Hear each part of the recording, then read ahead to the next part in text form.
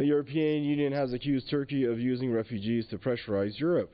In a statement agreed by ministers meeting in Brussels, Bloc said the situation created along the EU's external borders is not acceptable.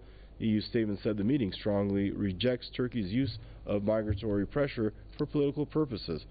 Earlier, French foreign minister said that Turkey is blackmailing the European Union. Jean-Yves Le Drian said the borders of Greece and the Schengen will remain closed to asylum seekers. Turkish government rejected the accusation of using refugees as political blackmail, though. Asylum seekers have massed at the Greek frontier since Ankara announced last week they'll no longer be prevented from trying to cross over into Europe.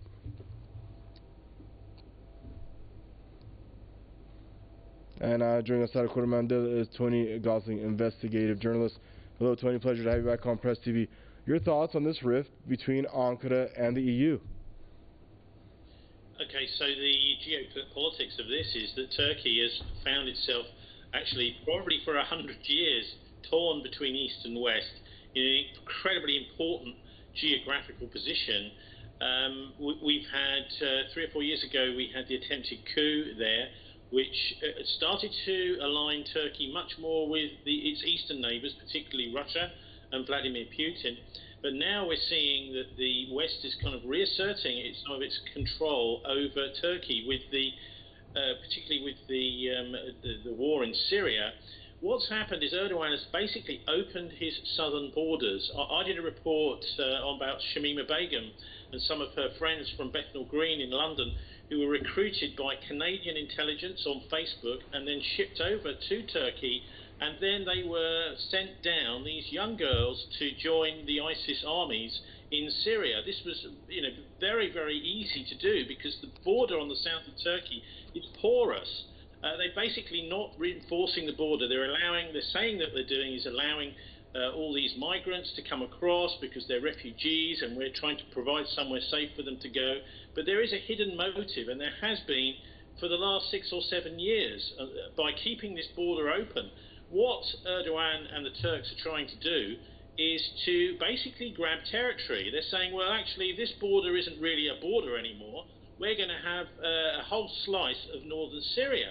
But the most shocking thing about the nearly 1 million migrants that could be unleashed on Europe if Turkey opens its other borders towards Europe is that these people need to be cared for and looked after in Turkey. And the Turks have obviously decided that they don't want to do that anymore, that they'd rather use them almost as a sort of zombie army to send west into Europe, to threaten Europe. Now, we need to remember, people are assets. They're not liabilities.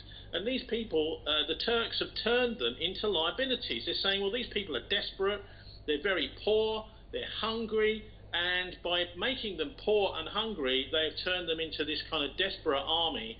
And this is one of the most hideous things that's come out of this terrible Syrian conflict, which is, by the way, is basically another Western regime change exercise, is to turn these human beings into almost like cattle, to send them across as an enemy. Now, we need to be treating people in the world like assets. They are assets. People can be very productive, and by treating them well, they could be an asset to Turkey. But the Turks have made a conscious decision, I think, to turn them into a sort of almost like a weapon. And nearly 1 million of migrants that could be involved in all of this. So Erdogan is, I think, he should be making his mind up whether he's with the West or whether he's with the Russians. In other words, whether he's with NATO.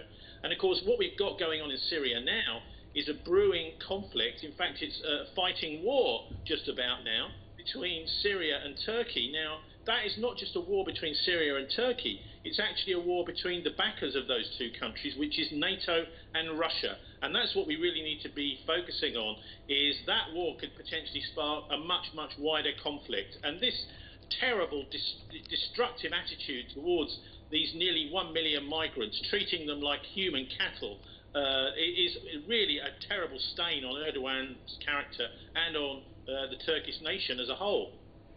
And Tony, when we look at the chronology of this thing, it was last week when the Syrian army forces They bomb positions of terrorists, and in the process, nearly 3 dozen Turkish soldiers perished, right? And then within a couple hours, there's an emergency meeting held. Right after, when it's abruptly over, Erdogan basically has this releases a statement to his office that they're going to open the border and allow these refugees to move towards and into Europe. So my question to you, what did Erdogan expect that you feel he didn't get from the Europeans at that point? Because he's engaged in a full-on incursion onto Syrian territory. He's moving hardware in there, troops in there, and a lot of people say that he's supporting some very nefarious groups there. And so are his expectations of the Europeans realistic, and what does he expect of his European partners? Well, he expects them to back him in his territorial grab in northern Syria. I mean, we've seen this again and again from the Turks, particularly when they were stealing oil from northern Syria, which they may still be doing, to my knowledge. I'm not sure about that. But they've been doing everything they can to get both the US and the EU to back them. And that really means other NATO countries to back them in this attempt to grab territory. So they have not succeeded in the regime change in Damascus, getting rid of Assad. The Russians have made sure of that.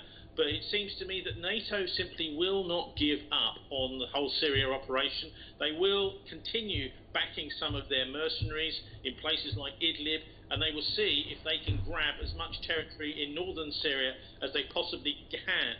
As this conflict slowly comes to an end, they're making sure it carries on by stealing territory. And the United Nations, I'm afraid, have been almost silent on this.